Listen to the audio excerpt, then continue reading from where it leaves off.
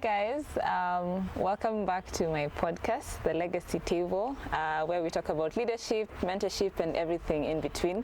If you remember last week's episode, we were talking about the impact of Socrates, Plato, and Aristotle on how we view leadership in modern times. But this week I'm going to be taking a little bit of a detour because I feel like I have done a lot of studies, especially in terms of philosophy. So today I have a guest. She was introduced to me by a bunch of friends that I have, and like I said, I focus mainly on generation to the next. So today we're going to be having somebody who's definitely not from my generation, but I believe that she's making a huge impact in the next generation and hers as well. So I'd like to welcome Isabel. I'll allow her to say a little bit about herself before we get right into the conversation. Thank you so much. I am Isabel Murugi, or Izzy, or Isabella, or Isa, depending on where we've met, Okay. or Murugi. Okay. And a lover of life. I love life a lot. A believer of Christ as well. Okay. And a lover of art in general. Yeah. Okay. So I have a few questions, if that's okay with you. It's fine. Okay. So I come from the field of science. Okay. I love art kidogo, but I'm primarily a scientist. Mm-hmm. So maybe tell us what got you into art as a person before we delve into maybe things that you're doing with other young people. Yeah. Okay. I began loving art. It was like by default. Okay. From when I was still a young baby. I remember a young child. Babies don't do art. Anyways, I remember before I joined school, my mom used to tell me that I really loved drawing and coloring.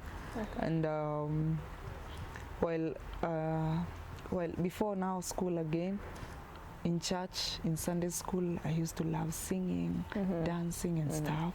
And then I joined school and continued with painting now. Wow. And stuff. And performances, Okay. poetry, singing, dancing, and basically anything to do with art. Then when I got to, I think, 9 years old, I began doing film. Oh, wow. Or rather stage plays. I began doing drama festivals and stuff in church and performing easy Christmas movies, Easter and stuff. Okay. And built on it basically. Then while I was in high school now, I remember I didn't do art. I was more of a sports person, but still there was the art in me. There was the poetry stuff, and there was the dancing, and a little bit of singing. Si sana, ile kidogo tu. Okay. Because that's not my niche, Ivo sana, but if it's a performance in a play or something, it will come out really nice. And then got to campus, or let me just say after high school, I now began drawing using computers. Then discovered graphic design. Okay. So that is how my art grew, and began doing films, short films in YouTube. Then did film in Showmax, and also now as an actor, and then as a crew again, another film in Showmax and media. How do we call it? This is my magic stuff. And then it's just a whole story of how I again came into becoming a junior lecturer at Beams. But basically, in a nutshell, that's just it. Oh, wow. Yeah. That is a lot. Like, honestly, that is a lot, because I feel like we sometimes think that art is just talent. Like, people think that it's just talent and you can't grow it, you can't venture into it full time and, earn money from it. But it seems like you like umejituma sana? You know, it's ni circumstances. It's normally, okay, basically it's just the dynamics of our country at this particular moment where you can't survive on one thing. But I'm sure if everyone is asked out there and there are finances and everything is prepared and everything is ready, they definitely do only one thing. But for me, it was a decision. It was a huge decision to even drop out of campus and pursue art at some point. And basically that is what happened. It was a huge step of faith, number one, and making sure that it doesn't bring mashida from anywhere. But I remember it's because it was a very bold decision, because I decided now this is what I want to do, come rain, come sunshine, because there's lots that I could have done. I am good at very many things.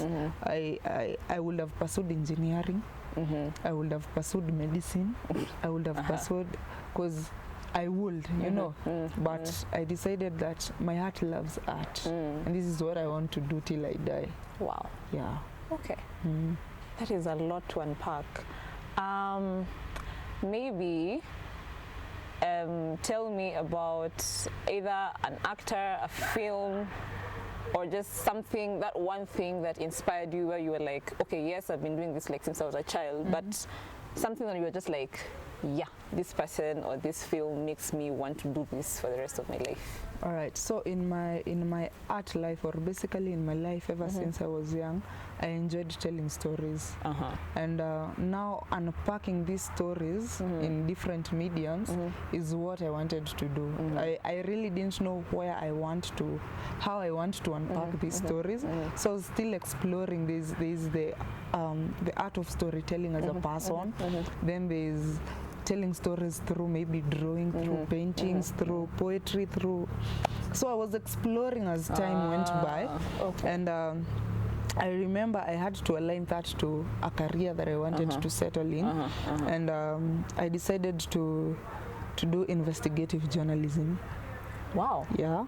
So journalanamu moha type of thing. Was. That was what I really wanted to do, telling these stories that are not told, and they are viewed as risk-taking and everything, and I felt like the world needs to know all this, and I really wanted to do that. Okay. But this is where a ton of events came in. During my campus life, though I won't like go deep into it wasn't a smooth journey, and I remember most of the time I wasn't in class.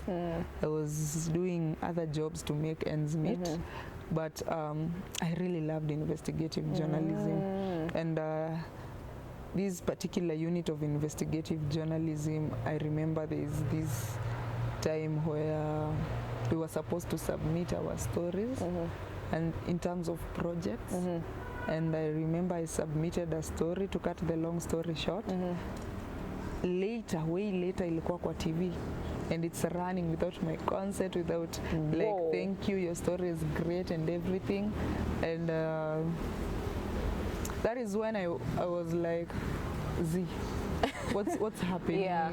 Why would you do that and everything? And it was tough. Okay. It actually led to my depression, because I'm really struggling to be here in the first place. I don't want to give up. This is my light now, and now in a dim. And fast forward, depression, drugs, nini. And I think hata mamangu atasikia story. Hata una hii podcast atajua mtoto wake ashaivuta bangi. So and stuff.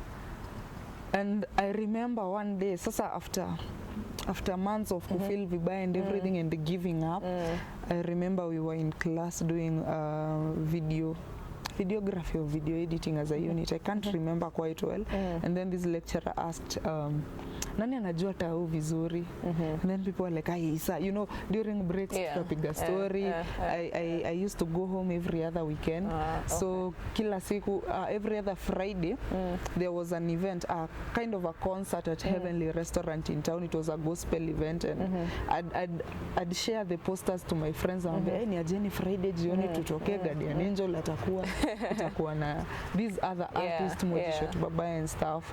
And so people knew I used to go to town oftenly, and then people were like, Isa, mi pia niliraise mkono too, like if there's any chance for me to be out of school, then so be it.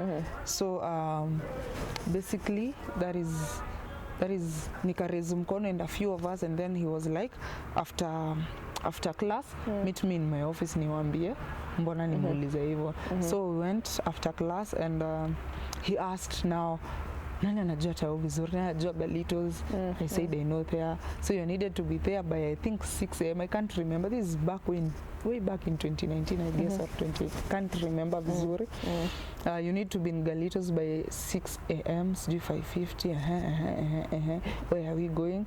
You're going to shoot something. Mkifika mtajua. This is the contact of the contact person. Mtampigia nini. Okay, sawa. Ni lecturer. Tuko na faith in him. Ni sawa.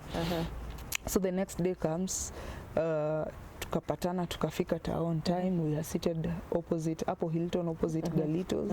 This person calls, mko wapi? Tuko hapa, get in. And that is when we are told tunaenda set hapa pa Shirandula. So as extras, But sasa sawa, siko shule, bora siko shule na hii ni trip. Si tumeenda, tumefika kwa set, and I remember when I got there, I even forgot what had taken me there, because cameras, director doing his thing, script supervisor up and down with the cast and everything. Na hapo ndo ikaanza kunihit, okay, there is another way of telling stories. So nakumbuka majority of the time nilikuwa tu nje. Edia naitana extras kaini hapa, mi hata siko huko, niko like unadu, nataka kujua kenye unafanya. Msee wa light, inawakanga hivyo, mbona inawaka blue, you know, curiosity and everything. And then niko like, okay, so all this happens, ndo nione hiyo 30 minutes or less than that. Hii ndo kazi yote inagoingi, inakuanga behind the scenes and everything. And I remember I did my part, sawa. People saw me on TV at home later, but I remember it's at that particular moment that I made up my mind. Now this is what I am doing forever. I might not be able to do the investigative stories and kuanika watu, it's risky and everything, but nikiweka in a film format, hakuna mtu atajua kama ni story ya kweli ama ni uongo. So nani ananitafuta? Also, hakuna mtu ataiba hiyo idea. Because implementation ni tofauti sana. I might give the script, but how you deliver, how you direct it is totally different from how I direct it. And tuseme tu kutoka hiyo siku, film has been my love. Wow. That is just wow. Okay.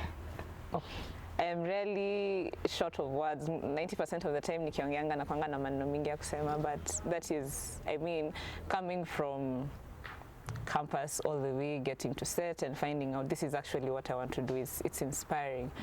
Maybe to ask you, the next question would be, you've talked about, I mean, you've touched on a few things that went through your life before you joined film.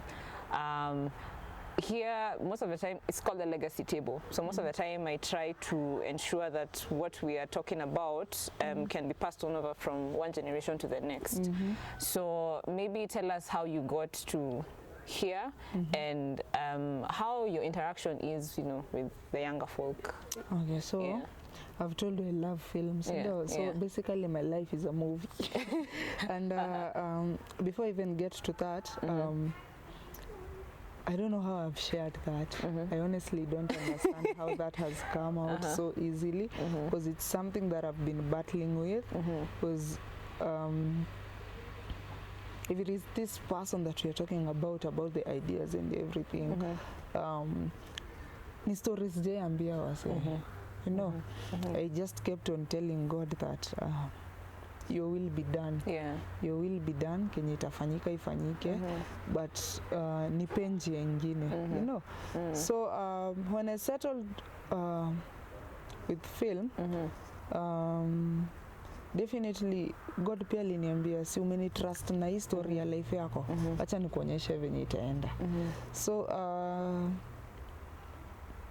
I think I have mentioned it on camera, zindo mara ya kwanza kuimention, na sasa ndo nimerealize guys umedu, because I don't think I was ready for that. But anyways, I won't dwell on it. So I've been a leader for, I think for as long as I can remember. Your first Sunday school. Yeah. Okay. Hata tukiachana tu na the first born thing. On the Sunday school, I'm a Catholic, so there's stages in church. There's the Sunday school, then there's the junior youth, then there's the senior youth, then young Christian workers. Then now you can be whatever you want after that. So ever since I was in, I think, at a Sunday school and stuff, I remember I used to have these leadership roles and everything. I've been a chairperson almost my whole life in church and everything, tasked with the responsibilities in different committees and stuff. And there's one of my mentors always tells me it's never by chance. It's God anakuanga shapanga na hivyo ndo itakuwa. And if I am my name is mentioned somewhere and they require me to step up and do something, sikatai, because it's not by chance. So last 2025. Yes. So in 2024 December, we were in church, and there's this camp kind of thing that I heard of for the first time. And I remember brothers from Don Bosco Utume came to my church for their pastoral. And while they were done, they mentioned my name as one of the people they want to represent my parish in that inaitwa SYM, Salesian Youth Movement. And mimi nilikuwa like, nimeenda hizi vitu sana, I need to pass it over to someone else, because also my tenure in leadership is coming to an end. So in my hope, in my view, to like wanting to mold someone to succeed me, let someone else go so that they can get whatever they'll get and come share with the others. Nimeenda hizi vitu sana. And so that was it. So sikuwa nataka kuenda, it was in Embu. Sikuwa nataka kuenda kabisa, like it wasn't even in my plans. Plus ni deck nataka kuroll out na mabesto, nembe niende mahali 1 week. Nikafanye nini?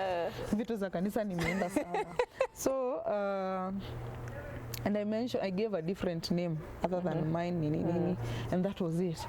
And then 2-3 days to now, siku ya kuenda, they're like, we still want you to go.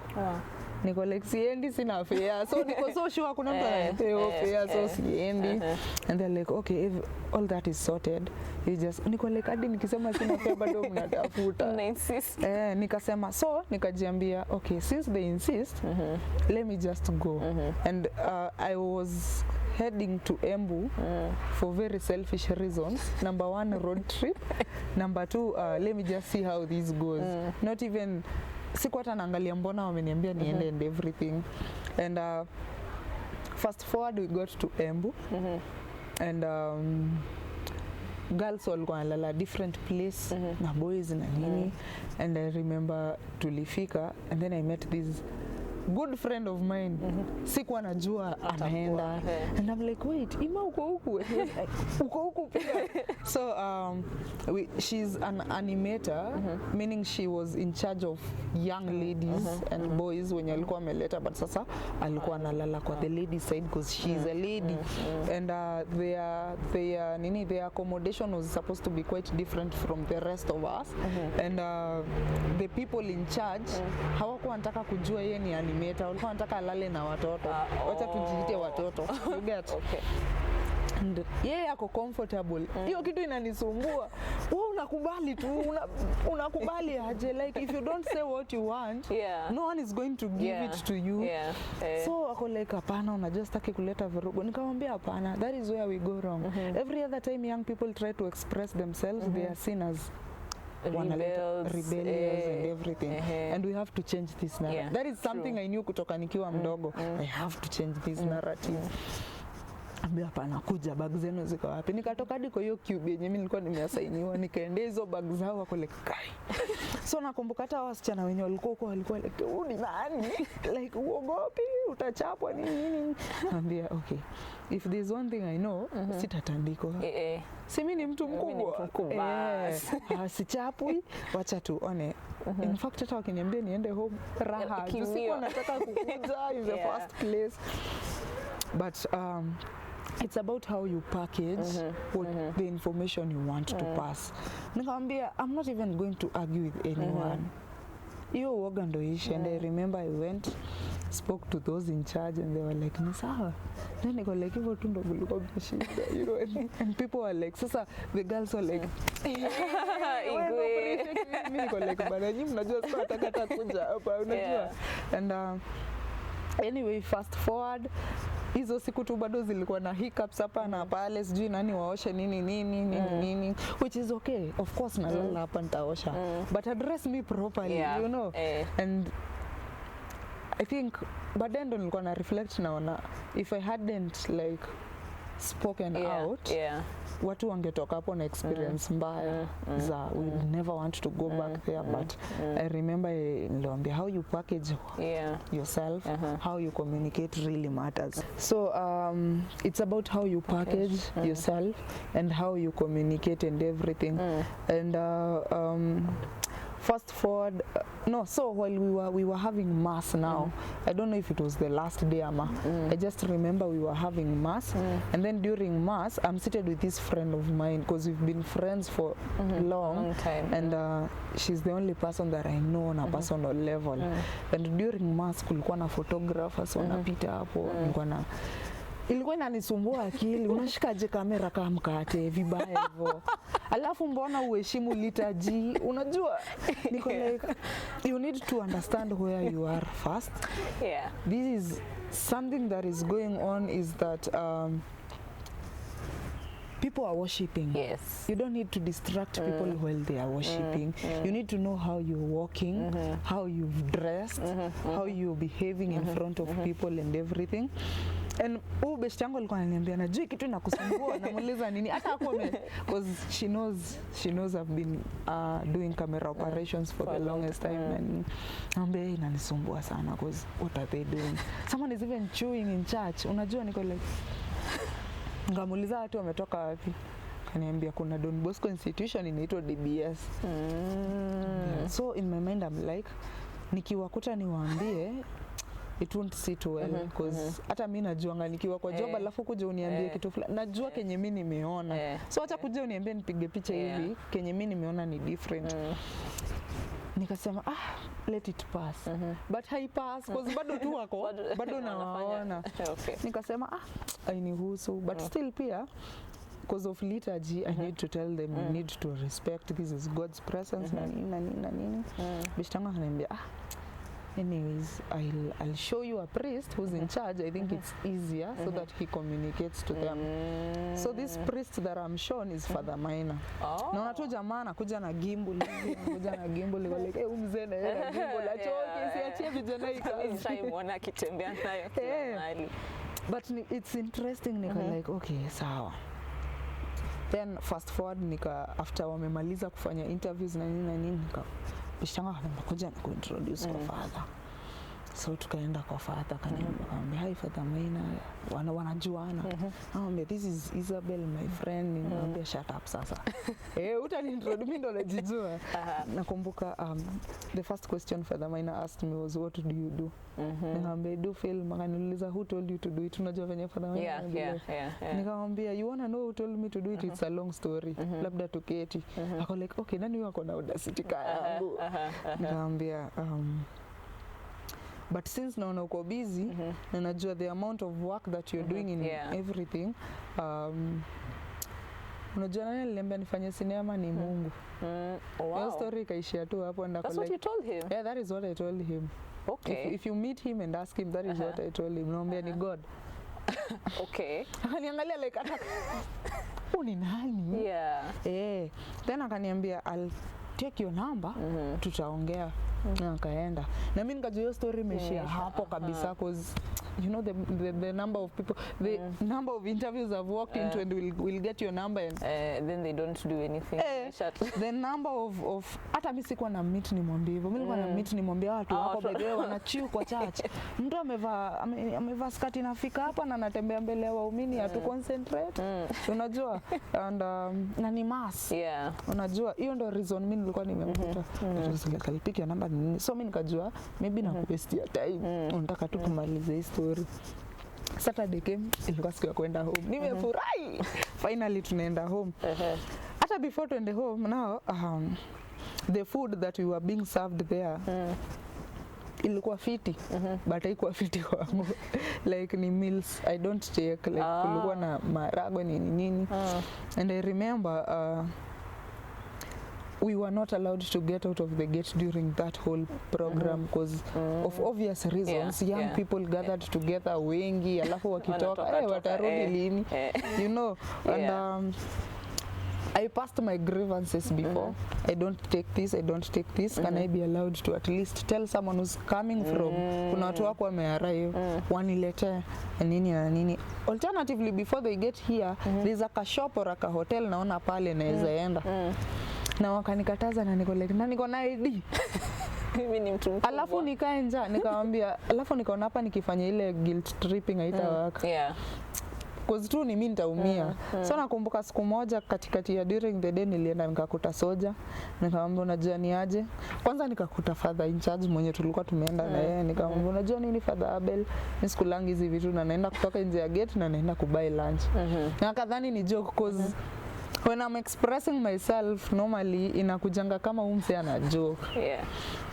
Until it got to lunch time na wanipati. Mimi nilienda nikaingia kwa hoteli nikakula chapo. Alafu sijaona TV sijui siku ngapi na kuna game. Nikakaa nikaochi hiyo game yote. Alafu nikarudi. Before nitoke tulisumbuana, soja hakujua nikitoka. Nikirudi ndo aliza naenda hapa ambaye uone t-shirt mimi ni wa SOM. Alizo ulitoka aje? Sema nilikuja nikakukosa kwa gate nikaenda. Akaniambia but you know ungenitafuta, nikamwambia surely mimi nimetoka Nairobi, sikujui, sijai kuona, ningekutafuta aje kwa hizi masses zote na ni identify that you what your soja wa gate.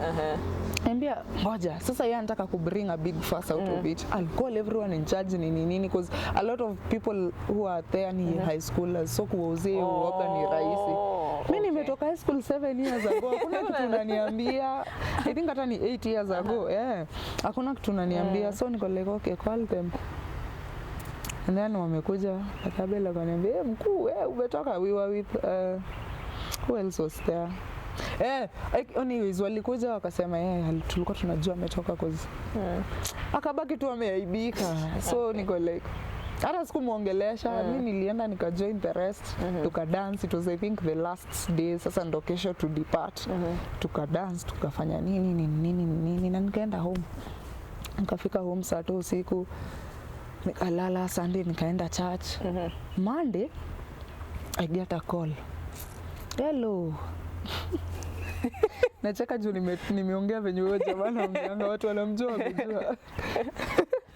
Hello, Isabel, do you recognize that voice? Ambe Father Maina, tulimit embu nini. Niambia, so you remember?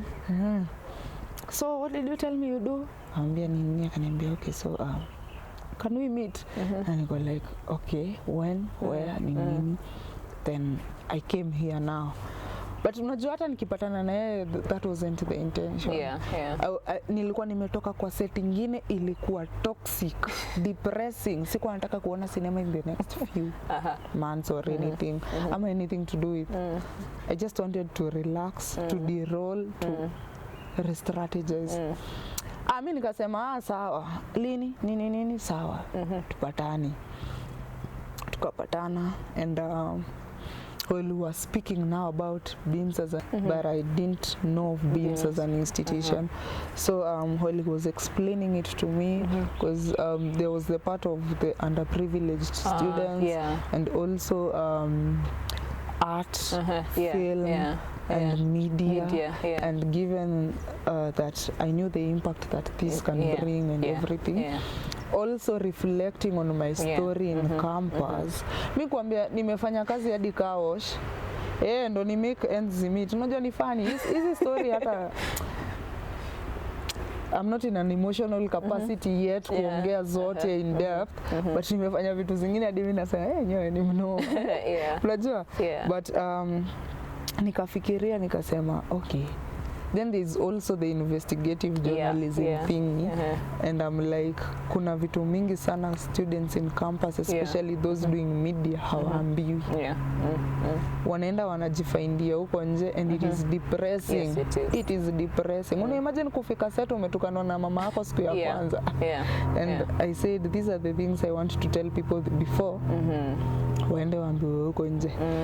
Mimi nikikuja hapa, mimi sikuwa natafuta job, honestly speaking, because I was already working with I mention politics and stuff, but just know I was working with the big fish in government, wanatembea na wao picha nini, and there was also this other deal that ilikuwa imeivana kabisa, and sikuwa natafuta job, sikuwa natafuta pesa, but my purpose has been met. Whatever I want to do with young people like me, ama who are passing through situations that I went through, and guiding them so that they navigate, ndio hii hapa.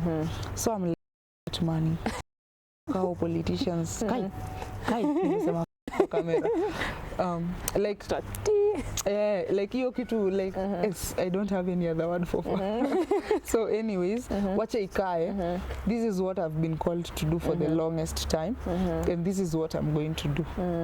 So even while speaking about your salary expectations na nini, hiyo ilikuwa yake. Mimi kwangu ilikuwa like I have to do this. Situation back at home is lazima utafute do. Black tax and everything.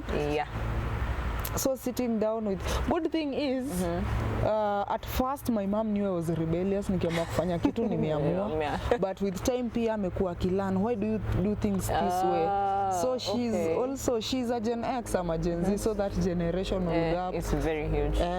But pia nilirealize hiyo generational gap na venye na understand vitu itabidi ni bring to pa na kenye ina happen, ndo aelewe pia how I express myself isn't rebellion in a good way, and I thank God that alikacha paraka ni mwa isule mama alikacha paraka na if anything she's the coolest Gen X you can ever meet. Trust you me, because anaelewa amwambia unajua Gen X ni wale watu wako wanafanya nini like kwa movie ama kwa muziki wanavuta bangi, you know, but my mom is like okay ni art, lakini kama ni bangi wakataze itawasumbua. There is that ka Gen X ataleta huyu amevaa nini, namwambia mom amevaa tu mbele ya camera person, ajavaa huko nje, hata watu wako hapo ni watu wa set.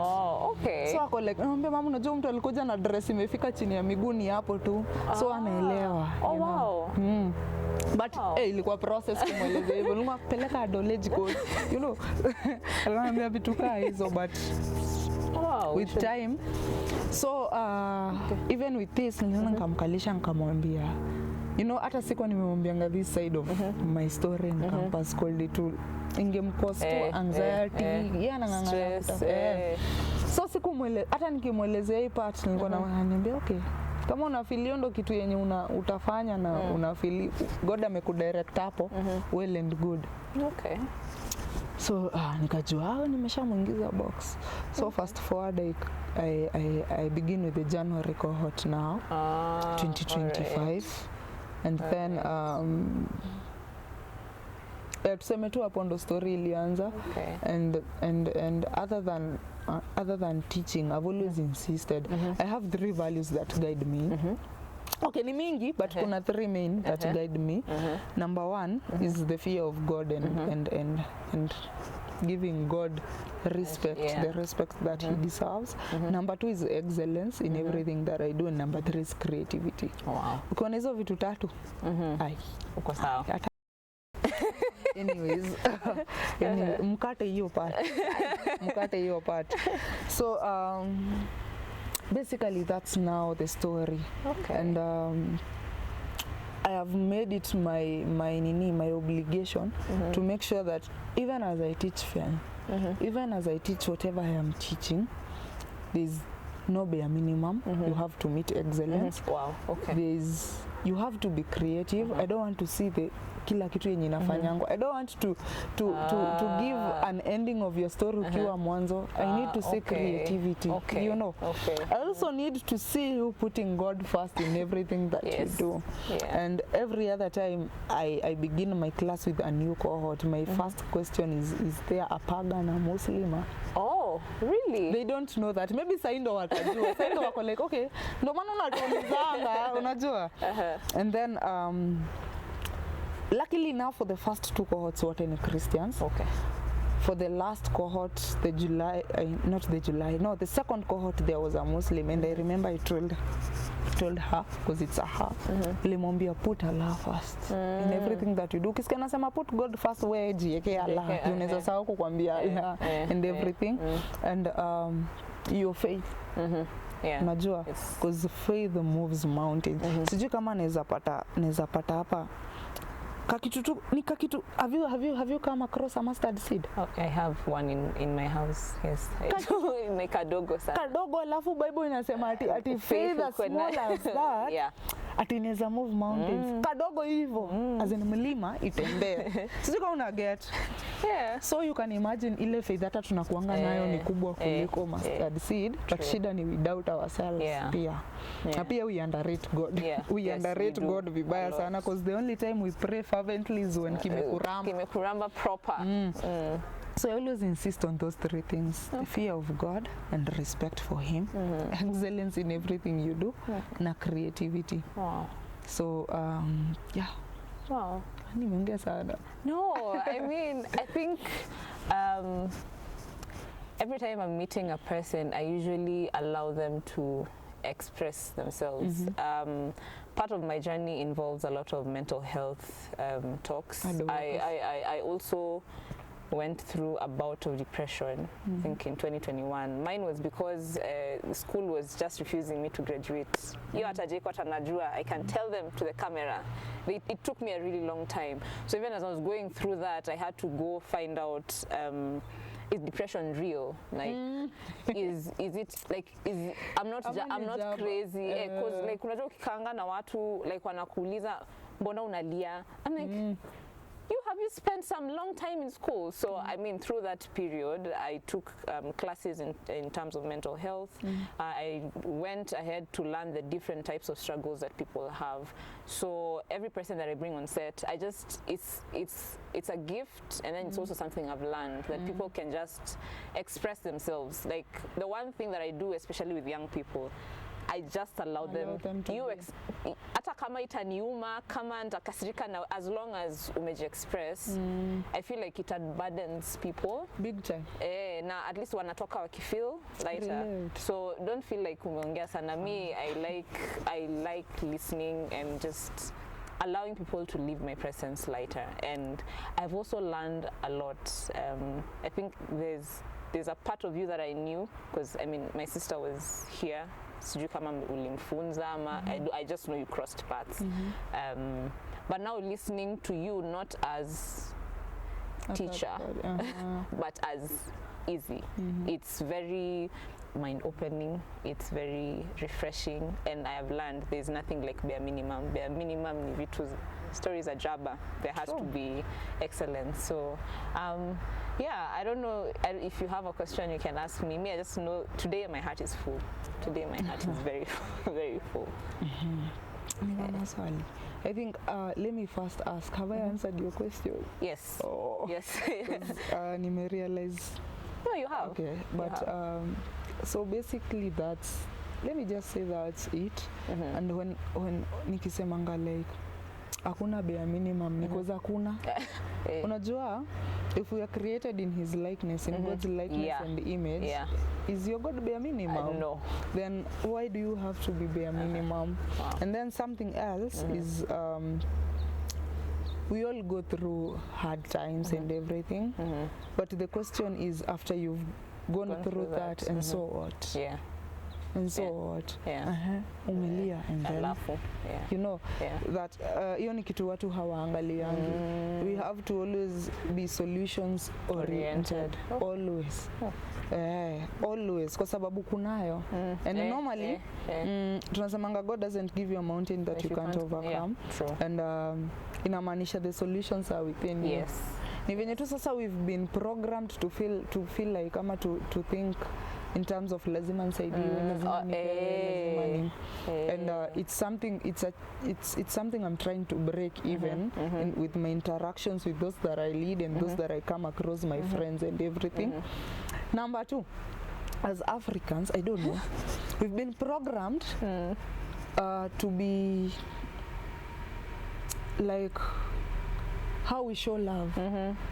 We are not allowed to like. Me normally, this is something, sijui kama hiyo phrase ni mimi nilijiundia ama inakuanga ama but mimi nadhani mimi ndo mtu wa kwanza kuisikia. Show people love until it's weird. Until it's weird. Kwa mimi nasema kupenda. Akibla nakupenda. Kwa mimi nasema kwamba mara ngapi nakupenda. Until it's weird then wewe niondoke. You know. I do that with my sister a lot. Yeah, it's very important. It's very important because I mean that is why we were created. And you don't know how much that can boost someone. Ni aje wewe ni mnoma. Ni venye tu una ujinga kidogo but wewe ni mnoma. You know. Peer guide them. Don't just look at what they are doing and you're like unadu then unaenda ni unadu inafanyangwa hivi na kileta kiburi inafanyangwa hivi na kileta kiburi tena they can attest sikupe hizo equipment mpaka ufanye excellent. You know, because it should be like that everywhere actually. But sasa hizo ni vitu zenye hatukuambiwa because people want to get keep opportunities, people want to get keep, and this is something that millennials na pia household names in every other industry do. Imagine we don't even want your money. We don't even need it actually.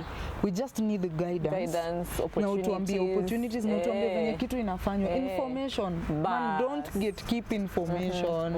Don't ever do that. And I don't think there's kuna mali tafika tu nipe information sasa kwako ishe kwangu iko hapana. God anaendelea kukubless in ways you can't even imagine. So I know we'll get to that point because every other person I interact with and we speak about and everything. Speak low of the devil, speak of the devil. Inaendanga inajilipa alafu it doesn't take anything from you. In fact it gives you a lot of relief, a lot of satisfaction that person is going to do better. And when they get out there kwa job and everything wata navigate virahisi. Inaweza kuwa sitakuwa but watakumbuka. Na pia watafanya. Na pia kifanya kitu ya ufala atakumbuka. Ni juu nilemba nisifanye hivi. Wacha nifanye hivi nione na itawaka. Basically that's it. I think basically that's it. Unless sasa pia uko na swali nijibu because niko tu sijui niseme nini. You know, I didn't know what to say. I wasn't prepared. But if you have a question, I'll be glad to respond. I feel like it's gone well. We, like I said, I'm seeing a very bubbly side of you that I have never seen, and I've been here a couple of times. So to see you talk and not talk ile, you know, like unaongea na like ina make sense, and then like I said earlier, hakuna kitu kama bare minimum. If there's anything that I'm taking away today, I mean, there's God. I have followed God throughout my life. Hiyo ni constant. But kusikia tu hakuna bare minimum because our God is excellent, for me it's an eye opener, and I hope everybody who's listening shall know that there is no bare minimum. This is the Legacy Table. I'm your host, Nechasa Kimberly. I've had Izzy on my podcast today. She's an amazing leader, a young mentor, and a girl who's very, very passionate about media, and I'll be featuring her story in this week's episode. Thank you for watching. Go ahead.